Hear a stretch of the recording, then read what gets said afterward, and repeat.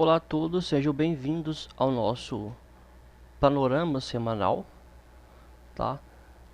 Nessa semana eu vou fazer de um formato diferente, eu vou me ater mais aos gráficos, porque eu sinto que a análise de notícias é meio que chover no molhado, né? E também com o objetivo para fazer um vídeo mais curto, tá? E mais direto, eu vou me ater aí à análise dos gráficos. E conforme for mais pra frente, a gente pode mudar o formato, tá? Mudar o formato, trazer algum outro tipo de conteúdo e etc. Mas por hoje a gente vai analisar aí os ativos que a gente tinha analisado na nossa primeiro panorama semanal, né? No primeiro final de semana aí de 2021, e vamos voltar a analisar todos. No caso, o dólar, o Ibovespa, as principais ações do Ibovespa, ouro, prata, petróleo, SP500, Dow Jones, Nasdaq e as FANGs, né, as principais ações aí também da Bolsa de Valores americana, ok? O gráfico é o gráfico semanal e a plataforma que eu utilizo é a Investing, é uma plataforma gratuita, tá? E os indicadores que eu uso são as médias móveis aritméticas de 8 períodos, essa vermelha, de 20 a verde e de 200 a amarela. Tá? Uso aqui no caso o MACD, que é um oscilador, o volume financeiro com cor, tá? E esta em laranja são as bandas de Bollinger, tá? Então esses são os indicadores e aí do gráfico, tá? Primeiramente eu vou começar com o dólar. O dólar em relação ao real, ele subiu consideravelmente essa semana e ele chegou a romper a média de 20 períodos no gráfico semanal, tá? E a gente tem que sempre pensar em termos de pivôs, né? Ou seja, topos e fundos, né? O básico que a gente trabalha é a teoria de Dow. Então a teoria de Dow fala que na tendência de alta forma-se topos e fundos ascendentes, né? Então, se a gente for fazer uma análise aqui do que está acontecendo no dólar, a gente pode considerar que ele está começando a formar uma tendência, querer uma tendência de alta. A média de 8 períodos está embaixo, tá? Mas como ele está subindo e neste momento ele está acima da média de 20, né? Esse processo ele ainda pode perdurar, tá? Então ele formou um fundo, ele está dentro de uma região ainda de consolidação e ele havia formado um último fundo, o último fundo mais baixo, na verdade, ele foi, né, ele era um fundo mais baixo que o anterior, só que foi interrompido, não houve a formação de um outro fundo no mesmo patamar ou mais baixo que ele. Então o dólar forma um fundo. Eu vou até tirar esse canal aqui, eu coloquei esse canal aqui, mas ele ainda não está formado consideravelmente, né? Então enquanto não romper a região aqui, a gente não forma aqui um canal na tendência de alta. Mas a gente já pode identificar um fundo, um topo e aí um fundo mais alto que um fundo anterior, tá? E aí ele forma um topo mais alto que um topo anterior. Ele forma esse topo, aí ele foi até a média de 8 períodos e agora ele retoma o movimento de alta. Tá? O que se espera agora para a continuidade desse movimento de alta é o rompimento aqui, ó, da máxima na semana passada. Sem ser a semana agora que acabou, a outra semana ele havia caído e aí a gente espera que haja o rompimento desta de 5,51. Tá rompendo aí 5,51, ele vai dar continuidade. As médias elas vão começar a se encontrar para se cruzarem, tá? E ele vai dar continuidade a esse movimento. O movimento ele não é linear, tá? Então assim, o dólar ele tá entrando aqui em movimento de alta, né? Fazendo topos e fundos ascendentes. E a continuidade desse movimento ela não vai ser linear, ele não vai começar a subir indefinidamente que não.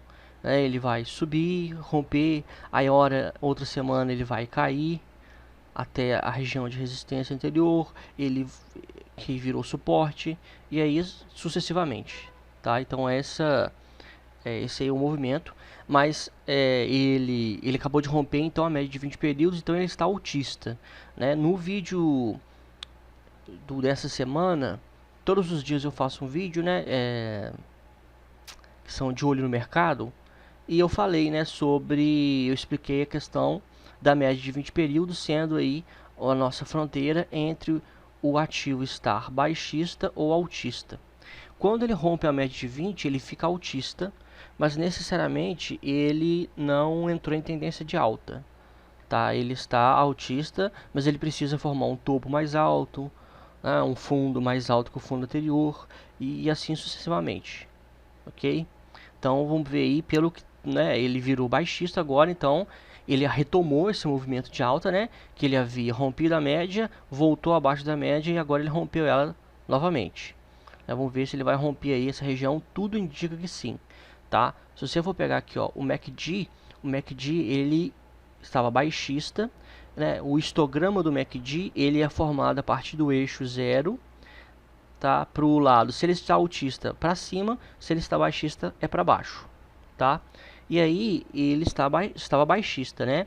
E você vê que o histograma ele tem um ponto máximo, ele forma uma espécie de onda, e agora as médias do histograma estão se encontrando, tá? E ele está começando a ficar altista, tá? Então o histograma, o MACD, ele está deixando, ele acabou todo o movimento, digamos assim, de baixista dele, agora está virando para altista. Então isso aí corrobora, tá, essa entrada aí do dólar nesse movimento de alta, tá? No gráfico diário isso está mais latente, né? A gente consegue identificar isso melhor, né? Porque por causa desse movimento aqui, todos os dias eu fui mostrando a alta do dólar, né? Ele rompeu a média de 200 períodos e tal, mas a análise do gráfico diário eu faço todos os dias, né? Depois do pregão. Então se você quer acompanhar, né? Acompanha aí, ative o sininho, tá? E se inscreva no nosso canal para receber todos os dias aí o nosso vídeo, ok? Então o dólar ele está altista, por enquanto ele está dentro da região de consolidação, que ele está aí há muitos meses, mas ele está virando altista, tá? Então assim, em termos práticos, vamos lá. O ideal para você se posicionar, ele ainda está dentro de uma região de incerteza, né? Então tudo bem. Só que o ideal para você se posicionar não é um semanal. Um semanal te dá uma visão macro. Você se posiciona aí pelo gráfico diário ou pelo gráfico de 60 minutos, tá? Quando há assim uma grande incerteza, ele está subindo, aí as pessoas falam assim: mas espera aí, você mostrou aí que ele está formando topos e fundos ascendentes e eu vou me posicionar aqui na ponta compradora agora. Eu falo: você vai se posicionar no gráfico semanal, ele não está em tendência de alta ainda no gráfico semanal, ele está altista, ele está acima da média de 20 períodos, tá? Mas para ele entrar em tendência de alta, ele precisa romper os R$6, tá? Ele romper a faixa de R$6, ele entra aí em tendência de alta, mas quando ele entra em tendência, a tendência é o seguinte: ela se inicia no prazo menor antes do prazo maior. Então ele já está em tendência de alta, por exemplo, no gráfico diário. Aqui ele ainda está dentro dessa faixa, mas no gráfico diário ele já está em tendência de alta. E no gráfico de 1 hora, de 60 minutos, ele ficou em tendência de alta antes ainda do gráfico diário, tá? Acontece que ele pode deixar do gráfico diário de ficar em tendência de alta? Pode. Só que você conduz o trade pelo gráfico diário se você acompanha o gráfico diário. Então você vai conduzindo lá, então seu stop é menor. Você não vai colocar um stop, você não vai conduzir o trade pelo gráfico semanal se você entrou pelo gráfico diário, tá? O gráfico semanal é para te dar uma visão macro. Então, isso aqui, ó, pode ser o início de uma forte tendência de alta que vai romper aqui os R$6. Só que o que é melhor você fazer? Você não se conduzir um trade, não se posicionar no dólar baseado no gráfico semanal, mas sim no diário, ok? O Ibovespa ele está baixista, no gráfico semanal ele ainda não rompeu abaixo da média de 20 períodos, ele está baixista no gráfico diário, né? No gráfico diário ele sim perdeu a média de 20 períodos, tá? No gráfico semanal, o que aconteceu foi que ele perdeu a média de 8 períodos, tá? E eu conceituo que a média de 8 períodos, quando ele está acima, ele está em super tendência, tá? Essa média aqui, ela mostra quando o ativo está em super tendência, ele deixou de estar em super tendência de alta. Para ele perder a tendência de alta no gráfico semanal, o Ibovespa, ele precisa romper abaixo de 107 mil pontos, tá? Só que do local onde que ele se encontra, região de 117 mil pontos, até a média de 20, são aí 10 mil pontos, tá? Ou um pouco mais. Então, assim, o gráfico aqui parece ser, né, um local pequeno, só que não, são cerca de 10 mil pontos aqui. É muita coisa, tá? E como ele fechou abaixo da média de 8 períodos, né, quando a gente analisa o gráfico e ele perde a média mais curta, a gente já fala o seguinte: o próximo alvo é a próxima média, tá? Porque a média é o seguinte: a média dentro do meu plano de assinatura, no curso lá Fundamentos de Análise Técnica, eu explico que as médias móveis, elas são suportes, resistências dinâmicos, né? Então, assim, aqui a média de 8 estava como um suporte, ela estava abaixo do preço. Ela foi rompida. A partir do momento que o preço passa a ser abaixo dela, ela vira uma resistência, tá? Então, assim, as pessoas falam: se você espera que a média de 8, o preço ele retome aqui a média de 8, ele já vai ter uma dificuldade que aqui em cima ele não teria. Tá? Aqui em cima nós não temos aí, né, uma média móvel sendo aí um suporte, uma resistência, aliás, né, acima do preço. Aqui não tinha. Agora temos, tá? Ela rompeu, né, o suporte ele vira resistência. Então, quando o suporte ele vira resistência, a gente estabelece o alvo, o próximo suporte. A média de 20 períodos ela ainda está como suporte, tá? Então, assim, o próximo suporte é na região de 107 mil pontos.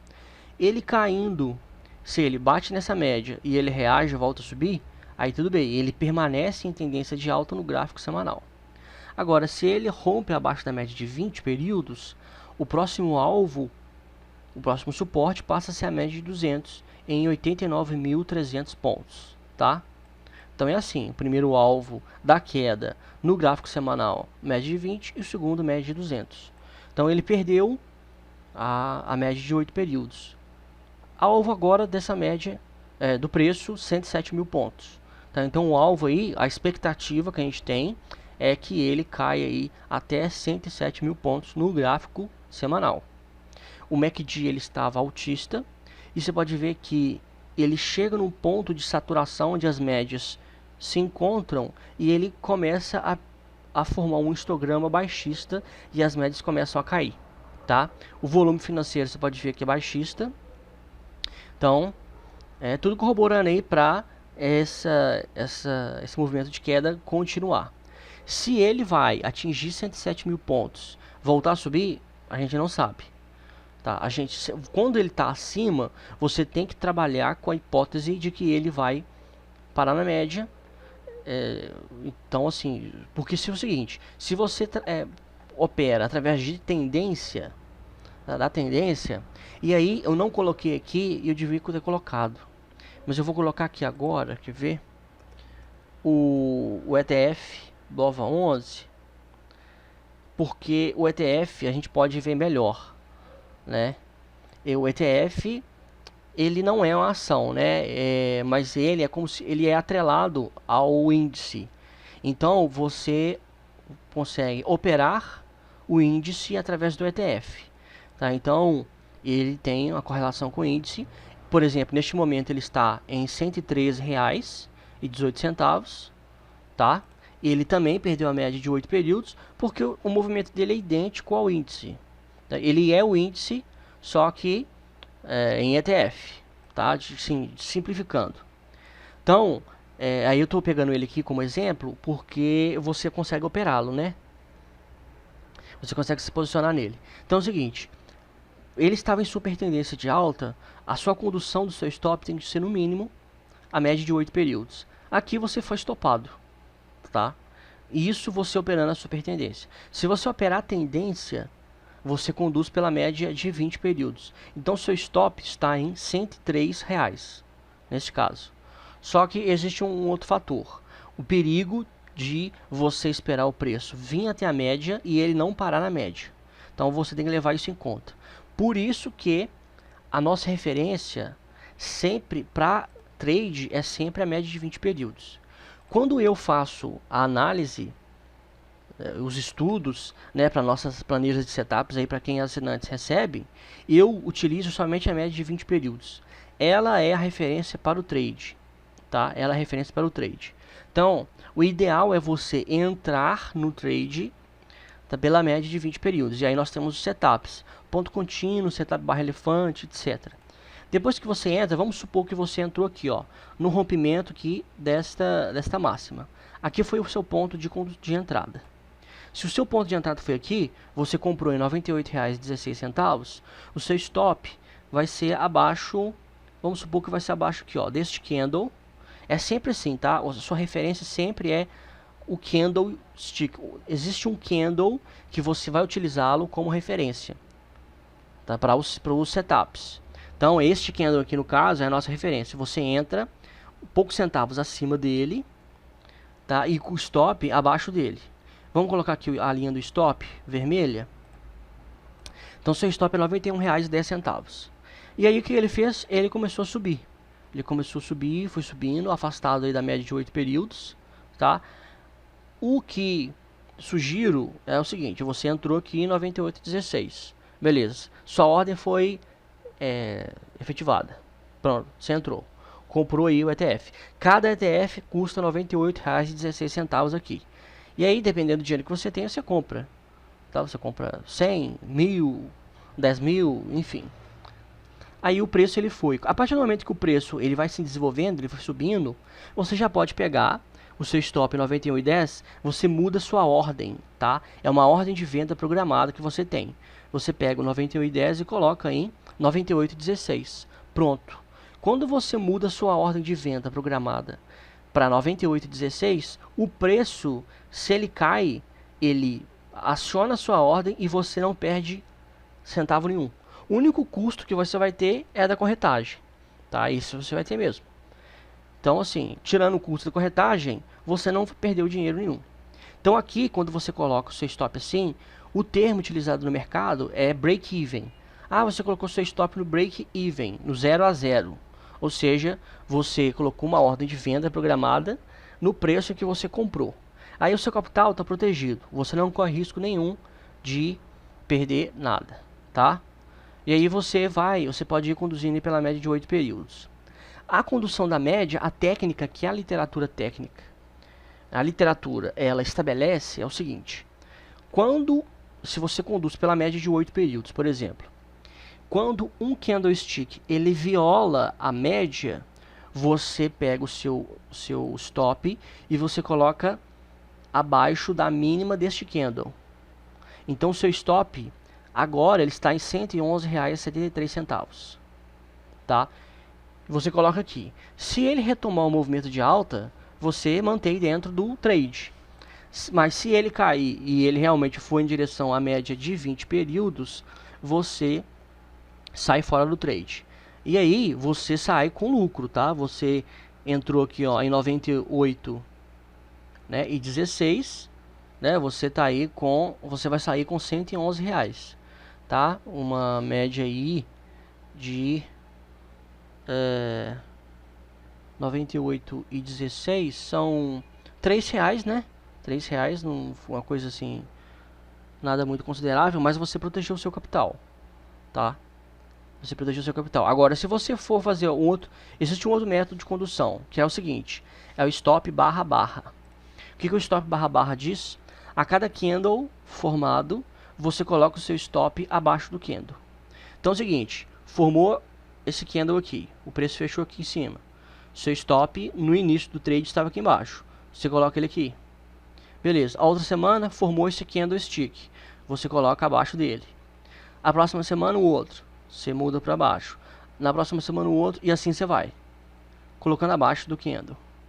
Abaixo, abaixo, Aí aqui você colocou abaixo desse candle, e aí nesta semana aqui ele teve uma volatilidade maior, você sofreu uma violinada, né? O violinado é o seguinte: o preço ele vem, cai, aciona sua ordem de venda para voltar a subir, tá? Então você tomou uma violinada, mas você saiu em R$ 113,59. Você saiu até com um lucro maior do que você tivesse saído aqui, ó, na média de 8, tá? Se você saiu com stop barra barra.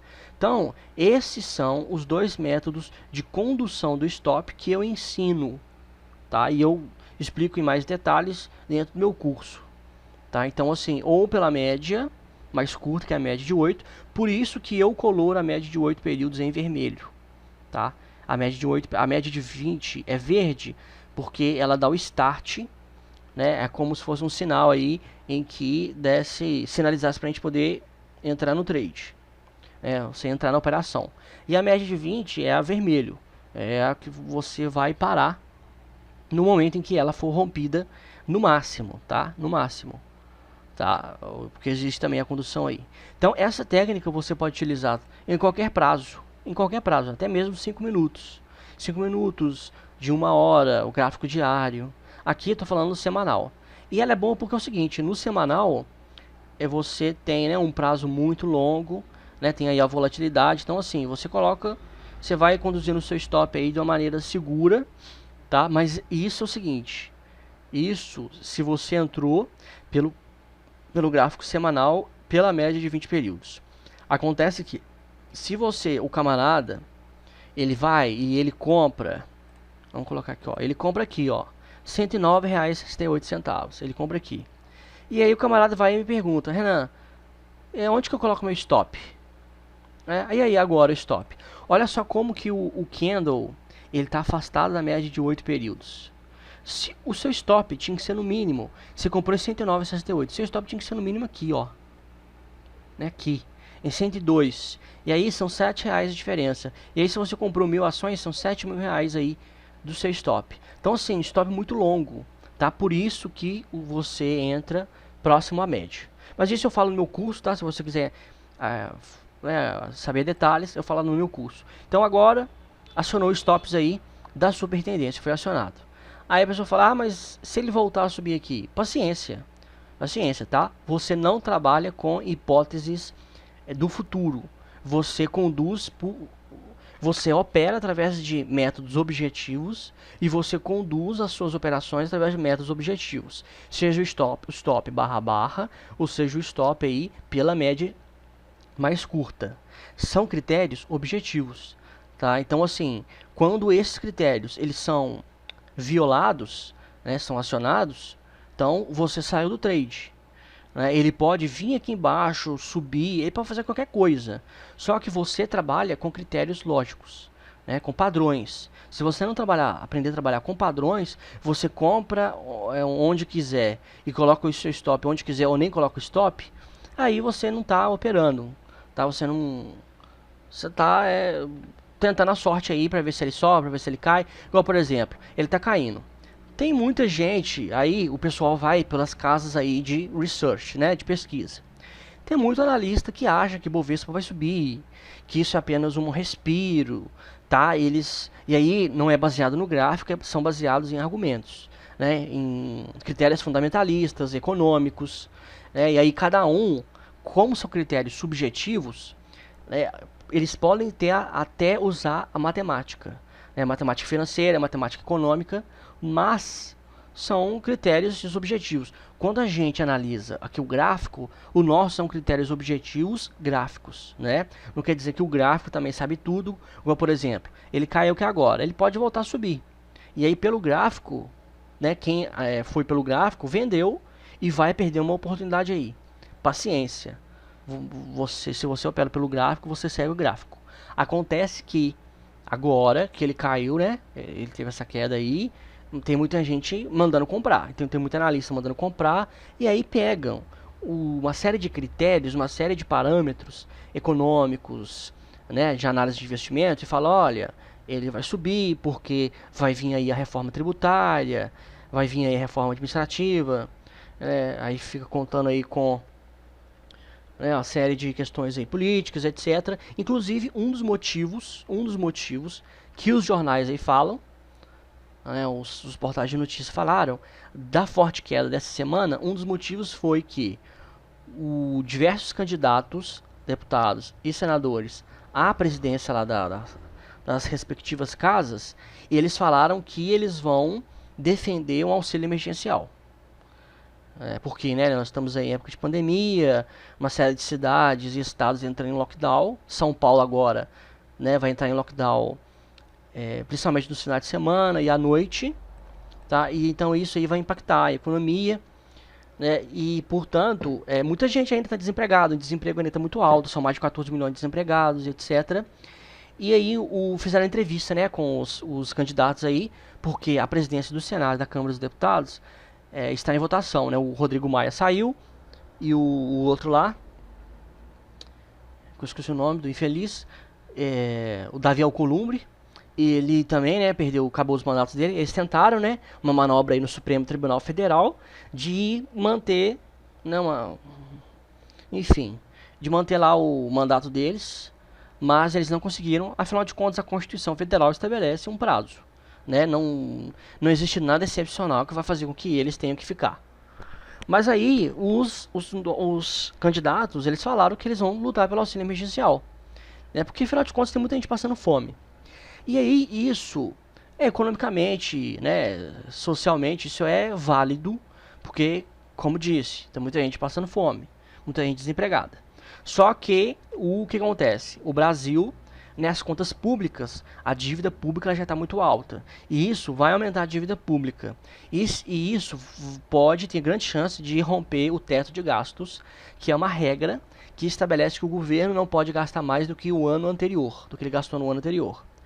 E com isso, com o aumento da dívida, o risco do país, o governo mesmo, ele não conseguir pagar a dívida que ele tem, e aí todas as pessoas que têm títulos públicos, o famoso Tesouro Direto, se o governo ele decreta o calote, né, o governo ele chega numa situação em que ele não tem dinheiro para pagar aquelas pessoas que emprestaram dinheiro para ele, gera uma crise sem precedentes.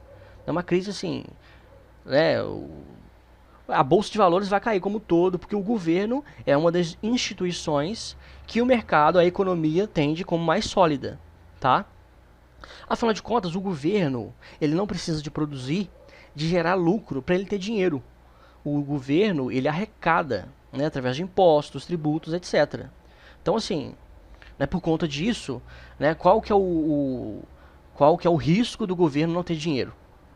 Só que, né, os políticos são tão competentes, são tão bons de serviço, que a administração pública, né, do dinheiro público, das finanças, ela é uma catástrofe, né, é uma desorganização muito grande, há um gasto muito excessivo, e aí a reforma administrativa, por exemplo, ela vai tentar amenizar isso, mas ela também não vai mudar muito a regra do jogo, porque durante décadas e décadas, o governo brasileiro ele fez concursos públicos. E concurso público são os cargos, os cargos públicos são os cargos que mais remuneram. Os salários são altíssimos, você não pode ser mandado embora, tem uma série de benefícios. E isso atrai muita gente. E aí, né, o pessoal que passou no concurso público entrou nos quadros da administração pública. Agora, devido ao quadro de servidores ser alto, o que aconteceu foi um mau planejamento.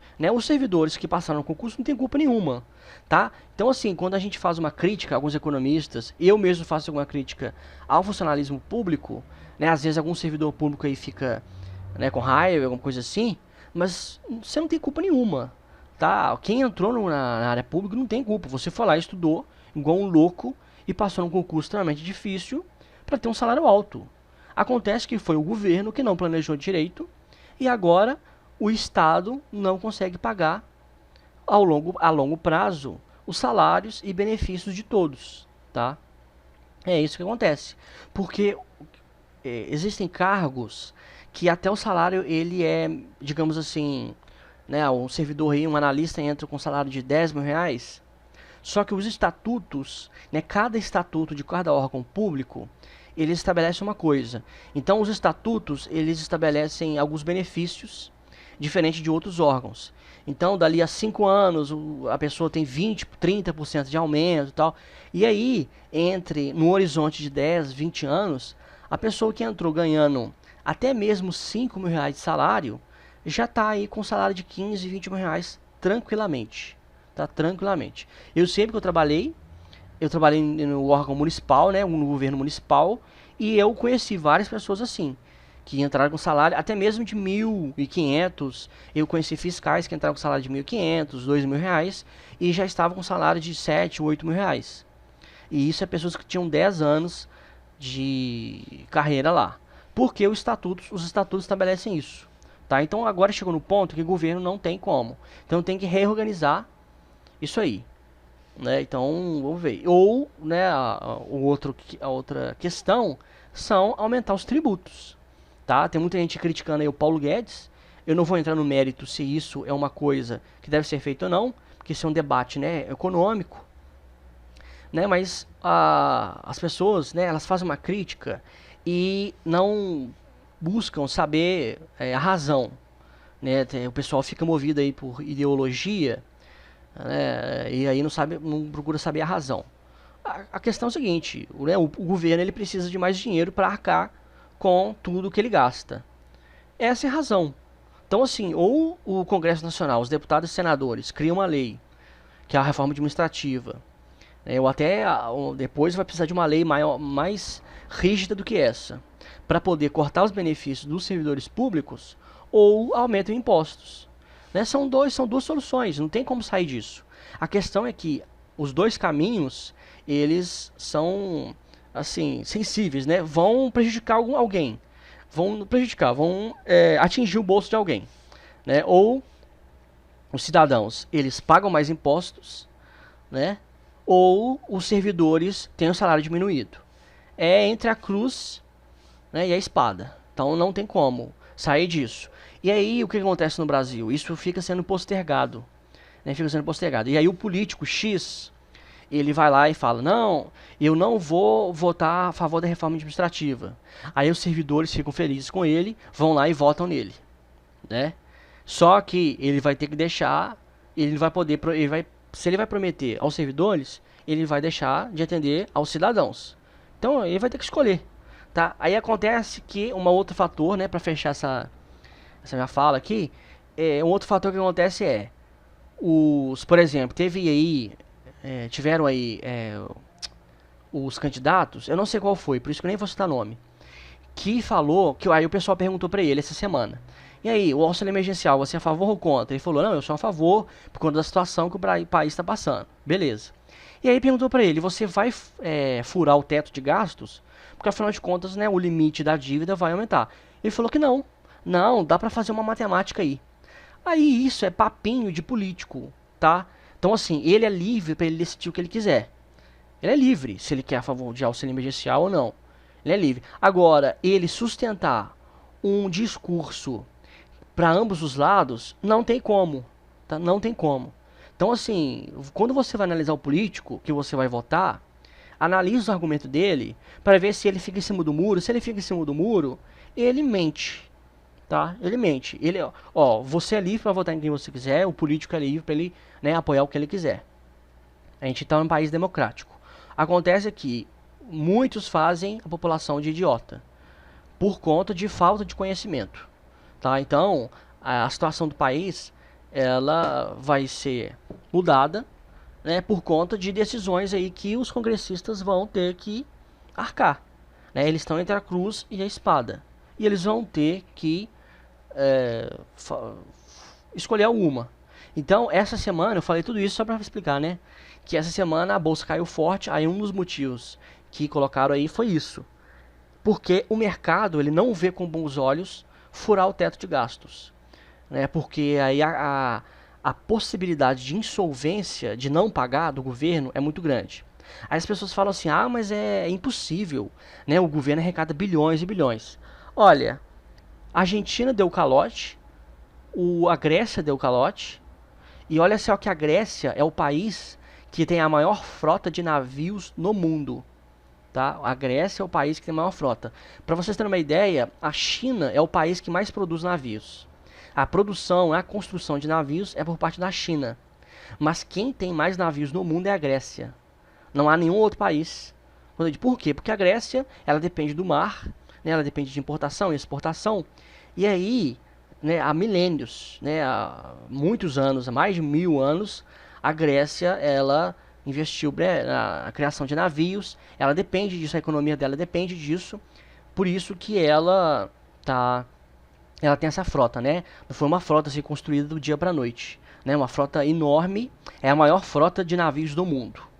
E a China é um país aí que está comprando muitos navios e muitos portos também, fazendo muito acordo aí com a Grécia, porque a Grécia, né? Ela quebrou, o país ele quebrou, e isso foi há poucos anos, tá? Isso foi depois de teve a crise aí de 2008, eu não sei se foi 2012, 2014, eu tenho que ver a data, eu não sei a data. Não lembro de cabeça assim a data, mas foi há anos, alguns anos atrás, tá? Não é coisa assim, foi daqui a 50 anos, não, foi poucos anos atrás que a Grécia quebrou. Até o Michael Lewis, um grande escritor da área financeira, ele escreveu um livro, né, baseado nisso.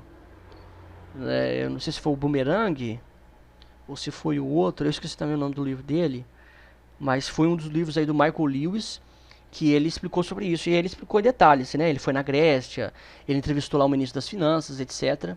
E mostrou aí que o país simplesmente entrou em calote. E aí quem resgatou a Grécia? A China. Né? A China resgatou. E aí a China comprou portos, a China emprestou muito dinheiro. A Grécia hoje ela está na mão da China. Né, porque a China tinha muito dinheiro. E aí, o que aconteceu está acontecendo novamente. Muitos países estão entrando agora em recessão por conta da pandemia, forçando a fechar as economias, etc. E isso aí tem impacto econômico muito grande. E o país que mais tem dinheiro em caixa, digamos assim, do mundo é a China.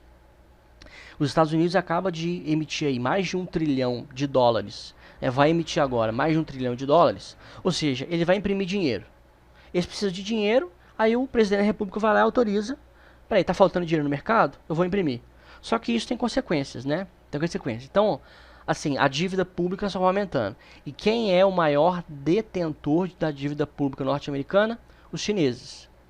Os chineses. Então, assim, os Estados Unidos, ele é na mão da China.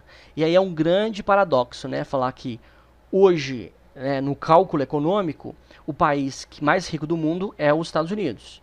Em primeiro lugar. E o segundo é a China. Né? Só que a China, o dos Estados Unidos, é o país que mais deve à China. Né? A riqueza norte-americana, ela é devida em parte, e grande parte dela, à China.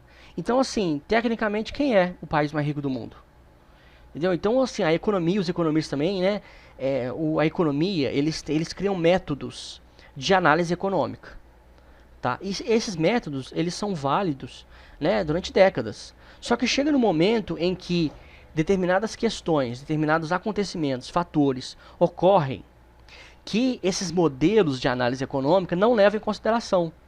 Então hoje, pela produção, né, pela riqueza, etc., os Estados Unidos está na frente. Só que se você pegar aí, como eu disse, a dívida pública, né, o tesouro norte-americano, o tesouro americano, quem mais tem é a China. Então, tecnicamente, gente, o país mais rico do mundo já é a China. Né? Fico nessa discussão aí, e aí tem instituição que faz projeção que a China vai ser o país mais rico do mundo em 2028. Né? E eu já disse que, na minha opinião, é esse ano. O que dentro do modelo de análise econômica, né, que a macroeconomia, os estudiosos da macroeconomia, eles estabelecem, e, na minha opinião, este ano a China vai passar os Estados Unidos. Mas, tecnicamente, a China já passou desde quando ela comprou aí todos, né, a grande parte diz que são mais de 1 trilhão de dólares. Mais de 1 trilhão de dólares que a China tem em títulos públicos norte-americanos, tá? Então aí é por conta disso que, tecnicamente, a China é o país mais rico do mundo. Então vamos para os papéis aqui. A gente analisa o Ibovespa e a gente vê que o Ibovespa caiu abaixo da média de 8 períodos. Né? Ele está em queda. Tecnicamente, a gente fala que ele está em movimento de correção. Tá? Então, olha só. Petrobras também em movimento de correção. Perdeu a média de 8 períodos. Tá? E está caindo forte. Vale, no gráfico semanal, ainda está acima da média de 8, mas é um candle baixista na semana passada e nessa semana foi um doji, candle de dúvida. O MACD já está deixando de ser altista e o que aconteceu com a Vale foi que foi um forte impulso de alta. Tá? Foi um forte impulso de alta. Esse candle aqui ó, foi um candle barra elefante de exaustão, tá? Que ele acontece nos topos e agora a Vale também tende a cair. Tá? Os candles dessa semana aí não foram candles de força e candles altistas. Também foram candles baixistas. Bradesco caiu forte, tá? E rumo às médias de 220 períodos. Itaú, Banco Itaú, também queda forte. Itaúsa, também queda forte. Ambev, também queda forte. B3, caiu e aí já é o que mais está próximo aí da média de 20 períodos. Tá? Ou seja, é o que mais tem chance de perder a média e entrar já ficar baixista também no gráfico semanal. E Banco do Brasil já perdeu a média de 20. Ou seja, todos os principais papéis do Ibovespa estão em forte queda. O que isso quer dizer? Que o Ibovespa vai continuar em queda. Porque o Ibovespa, o índice, ele é formado, ele é uma cesta de ações. E essas ações que eu acabei de analisar, Petrobras, Vale, Itaú, Bradesco, Ambev, Banco do Brasil e B3, todas essas, elas são as ações que têm maior peso. Então, o que acontece com elas? Elas puxam o índice Ibovespa, tá? Elas puxam ele na direção que os preços delas estão tendo. E como os preços delas estão baixistas, todas as principais ações estão caindo forte, todas. Sinal que o Ibovespa vai continuar em queda. Então, a nossa expectativa para o Ibovespa é queda e o nosso alvo continua aí em 107 mil pontos. A expectativa é que caia aí mais de 10 mil pontos, tá? O ouro, eu desenhei, né, essa questão do pivô, ele ainda está dentro da faixa de lateralização, tá?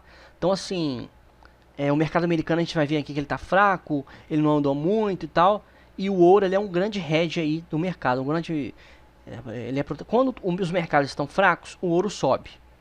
Essa é a fritada dos ovos. A média de 8 virou para cima. Então assim, o ouro está com muita volatilidade, na minha opinião. Muita volatilidade. Ele não perdeu, né, a sua característica aí de seguro, tá? Por isso que não justifica aí o ouro em queda, sendo que os mercados estão fracos. Mas ele subiu, vamos ver se ele vai romper. Se ele romper a média de 20 períodos, ele vai ficar altista. A prata segue o ouro e as médias estão se encontrando, né, mostrando aí alto grau de incerteza. Petróleo WTI perdeu a força, vamos ver como que ele vai continuar. Né, e ele trade agora, nenhum. Né, você não vai entrar agora. Quem está conduzindo, quem está posicionado em petróleo, né, melhor aí, ó, abaixo da média de 200, nem de 8 não. Abaixo da média de 200, 51,21, 51 dólar é o máximo que seu stop tem que estar. É isso. Existem situações em que você chega no ativo, você analisa o gráfico e ele não está dando entrada nenhuma, né? Ele não está com setup de compra. Ele está subindo, tá, mas agora ele perdeu força. Você não vai entrar agora. E aí o que cabe a nós decidirmos baseado no gráfico são as hipóteses de quem está comprado. É só isso. Petróleo Brent. O ideal é stop barra. O SP500, ele chegou a romper a máxima, né? E aí eu vi notícias aí, né? SP500 rompe a máxima histórica por conta aí do novo presidente dos Estados Unidos, etc, etc, etc. Só que não é, você não tem que definir um rompimento assim que ele ocorre, tá?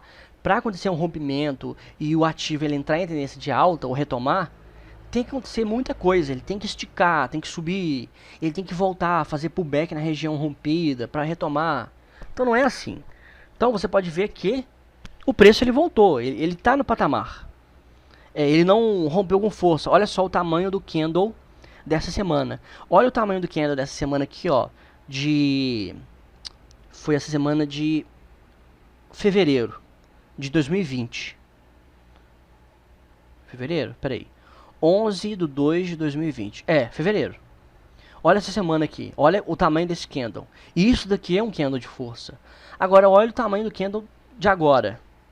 Não é você falar que SP500 está em forte tendência de alta, é piada. Né? Ele continua em movimento de lateralização, tá? Não sei porquê, e aí são questões aí políticas, econômicas, etc. Não sei porquê o mercado não reagiu forte com a entrada de Joe Biden. Talvez seja a pressão contrária que está tendo por conta da pandemia, né? Os Estados Unidos é um dos países aí que mais são afetados pela pandemia. Então, talvez seja por conta disso. Mas, o mercado americano rompeu o topo histórico? Rompeu e ficou.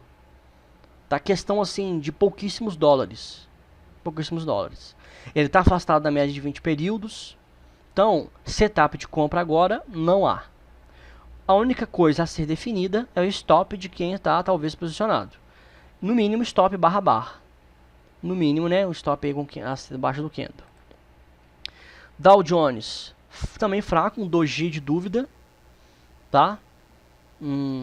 Nada animador, nenhum volume, não está em forte tendência de alta. O mercado americano não está subindo com força. O preço das ações norte-americanas não estão se valorizando muito. Essa é a realidade. O Nasdaq chegou a romper, mas olha só, ele rompeu e teve uma pressão contrária, formou um doji. Esse candle aqui é um candle de dúvida. Baseada na leitura deste candle, você não pode falar que ele vai continuar em alta. Pelo contrário, pelo pavio na parte superior, está demonstrando que ele vai ter queda, tá? Nasdaq. E aí nós vamos, para terminar, nos principais papéis do mercado americano. Facebook fechou acima da média de 20 períodos, mas ele está em movimento lateral. Tá? Ele foi um pivô de baixa, né? E ele está dentro da faixa de consolidação ainda. Então está fraco, o movimento está fraco, o volume está fraco. Né? Não quer dizer que ele está altista. Essa alta que teve não quer dizer nada. Né? Foi uma forte correção aí, rompeu as médias. O que vai dizer é que se ele subir, as médias se cruzarem para cima, porque as médias elas se encontraram. Então, quando as duas médias estão em linha reta, tecnicamente elas estão em flat, é isso o nome técnico, quer dizer nada, tá? Amazon também com as médias em flat. Apple foi o único papel que mais subiu, mas ele rompeu a região de consolidação e ficou nela, tá? Depois que ele forma o candle altista assim considerável, ele faz uma correção para voltar a subir. Então vamos ver se ele vai continuar em alta ou não. Microsoft também com as médias em flat. Netflix teve uma reação altista essa semana, mas não conseguiu romper a região de lateralização. Google rompeu a região, tem que ver se ele vai fazer, porque é o seguinte, ele rompeu. A gente não sabe se é um falso rompimento ou não. Não sabe, não tem como falar isso agora.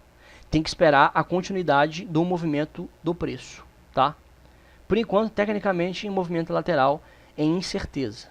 E Tesla, depois de ter subido tanto, né, chegar a 800 cacetada, tá em movimento lateral. Tá? Também está em incerteza aí.